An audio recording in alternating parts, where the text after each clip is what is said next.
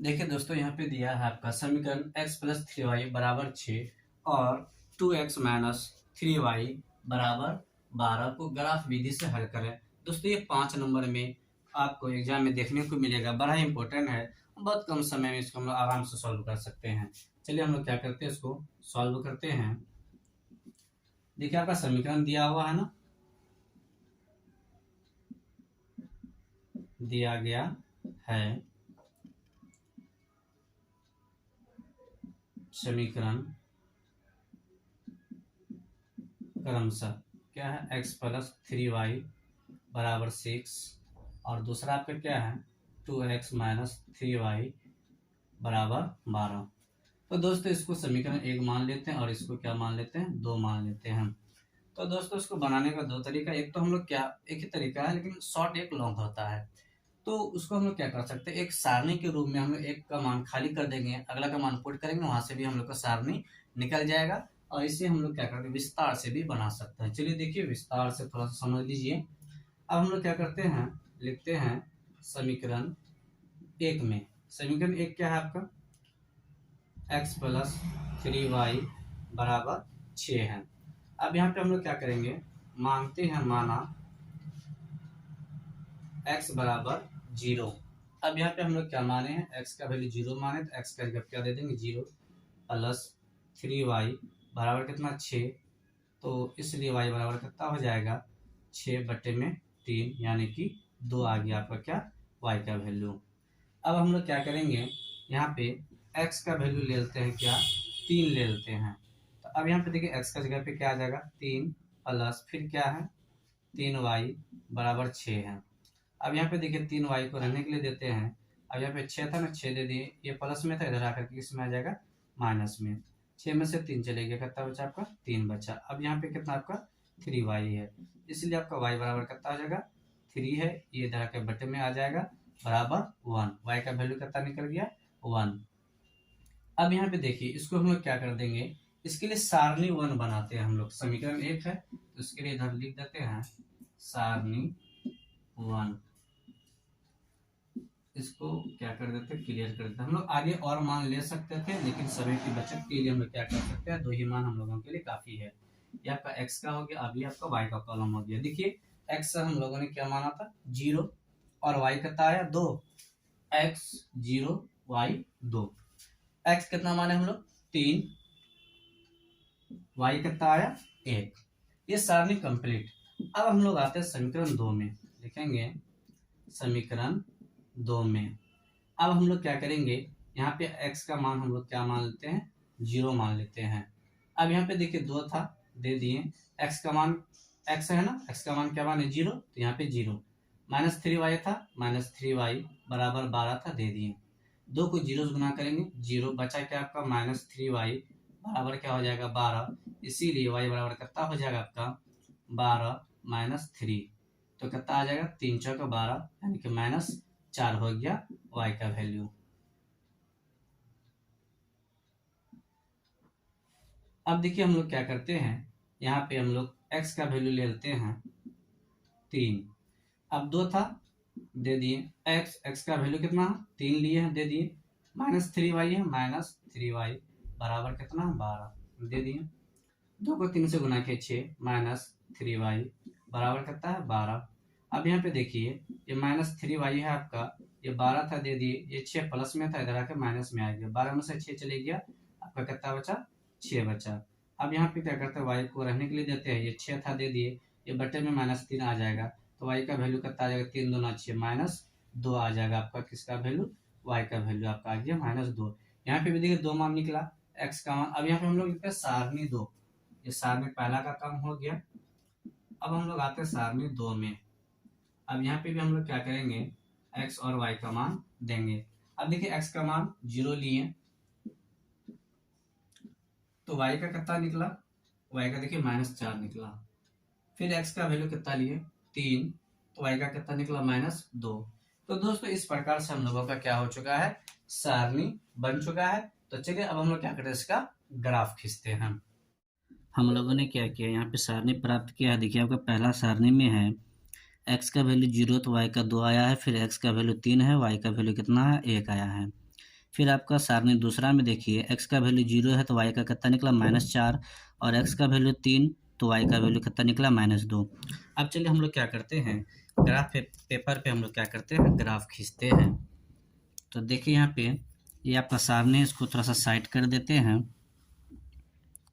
ये graph paper में काफ़ी अच्छा बनेगा, इसलिए हम लोग क्या कर रहे हैं, इसको ग्राफ पेपर में खींच रहे हैं।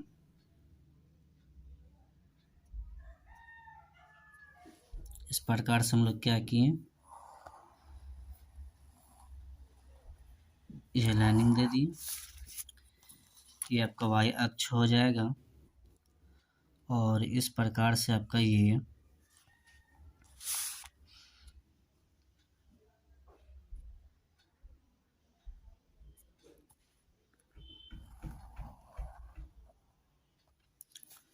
x अक्ष हो गया। तो देखिए दोस्तों, ये जो है आपका, ये आपका कहलाएगा x अक्ष, और ये जो ऊपर है आपका, ये कहलाएगा आपका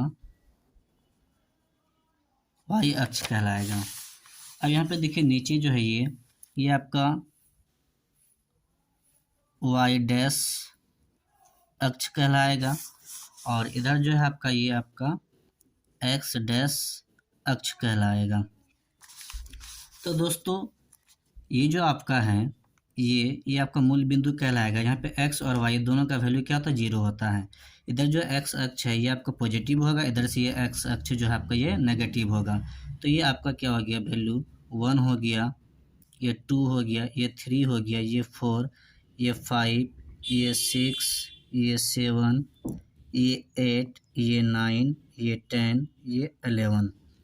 उसी प्रकार से यहाँ पे हम लोग लिख देते हैं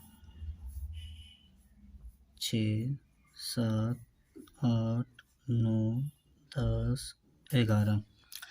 ये आपका x अक्ष था। अब हम लोग क्या करते हैं, y अक्ष की ओर जाते हैं। 1, 2, 3, 4, 5, 6, 7, 8, 9, 10। अब चलिए हम लोग इधर आते हैं, ये माइनस की ओर, ये -1, -2, -3, -4, -5, -6। इधर y अक्ष पे आते हैं, y डैश पे -1, -2, -3, -4, -5, -6, -7, -8, -9, -10। इस प्रकार से क्या किया हम लोग, यहाँ पे इस संख्या को हम लोग दर्शा दिए हैं। अब देखिए यहाँ आपका सारणी में क्या कहा है, सारणी 1 में x0 y2। अब यहाँ पे देखिए x0 का वैल्यू यहाँ पे होता है, x0 हो गया, और y कितना बोला है, यहाँ पे देखिए y2 बोला है। तो ये y प्लस में है ना, तो प्लस ऊपर की ओर है, तो यहाँ पे हो जाएगा। तो x0 y2 ये आपका पहला बिंदु यहाँ पे आ गया। अब देखिए आगे क्या कह रहा है, x का वैल्यू 3 और y का वैल्यू कितना है, 1। x का वैल्यू 3, देखिए यहाँ पे x का वैल्यू 3 हो गया, और y का वैल्यू 1 यहाँ पे हो गया। तो इस प्रकार से हम लोग क्या करेंगे, इसे मिलाएंगे। x का बोला है 3 और y का कितना बोला था, 1।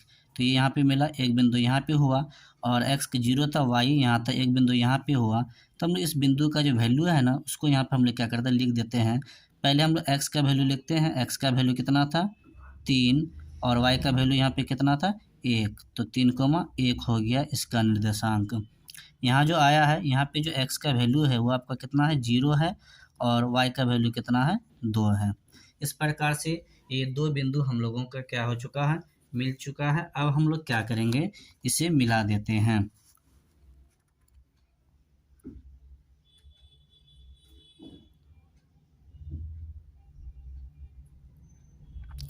सही से मिलाना है दोस्तों।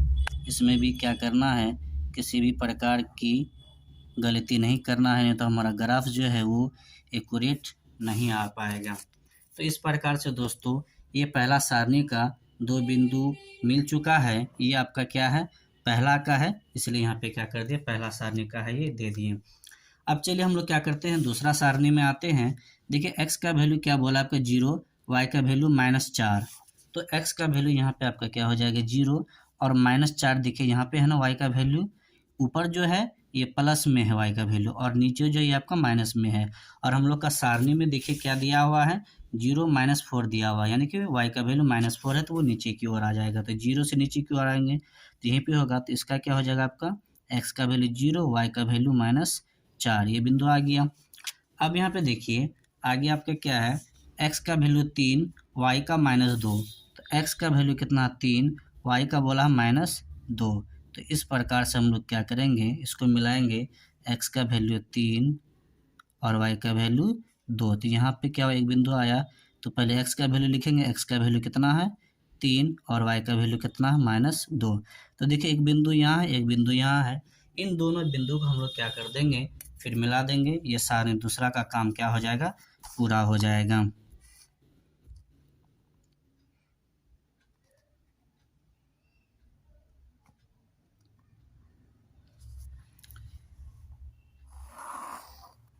ये आपका क्या हो गया, सारणी दूसरा हो गया। तो इसको हम लोग क्या लिख देंगे, ये सारणी आपका दूसरा का क्या हो चुका, हम लोग ग्राफ खींच चुके हैं। तो दोस्तों देखिए अब यहाँ पे हम लोग को बोला था कि ग्राफ विधि से इस सारणी का क्या करना, हल निकालना है। अब देखिए हम लोग यहाँ पे देख रहे हैं, ये जो पहला सारणी का जो रेखा है और पहला समीकरण का भी है और ये दूसरा का है, तो दोनों क्या हुआ यहाँ पे कट रहा है। यहाँ पे जो कट रहा है ये आपका देखिए कौन सा अक्ष है, एक्स अक्ष है ना, तो ये आपका एक्स का वैल्यू होगा। तो एक्स का वैल्यू कितना आपका 6 है ना, तो यहाँ पे लिख देंगे, अतः एक्स बराबर कितना हो गया आपका 6 हो गया। अब देखिए यहाँ पे जो कटा, अब यहाँ से हम लोग वाई की ओर आएंगे, तो वाई ये है ना, ये आपका वाई अक्ष है। जब यहाँ पे दोनों सारणी कट चुका है, दोनों समीकरण यहाँ पे कट चुका है, तो ये जो वैल्यू है वो एक्स का, ये लाइनिंग है ना, ये अक्ष एक्स का है, तो एक्स का वैल्यू कितना यहाँ पे जितना रहेगा वो एक्स का वैल्यू क्या रहेगा 6 है, तो एक्स का वैल्यू 6 हो गया।